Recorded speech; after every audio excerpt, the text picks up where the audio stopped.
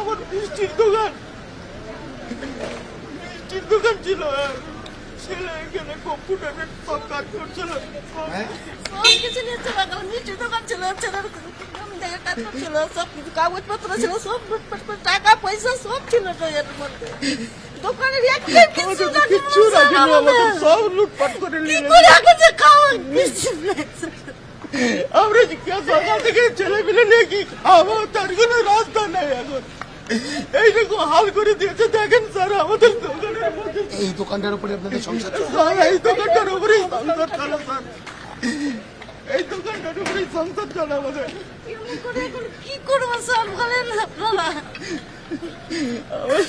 ভেবে পাচ্ছি না স্যার, আমরা লুকিয়ে আছে স্যার, বাড়িতে ছেলে বাড়ির ভেতরে সব লুকিয়ে আছে। ওই দিক থেকে ফায়ার করছে, গুলি চালিয়েছে। পিছন দিক থেকে গুলি চলছে স্যার, পিছনে গুলি চলেছে। আর এইদিকে ওইদিকে হাজারো হাজারো লোক, পালাচ্ছি এদিকে। হাজারো হাজারো লোক স্যার।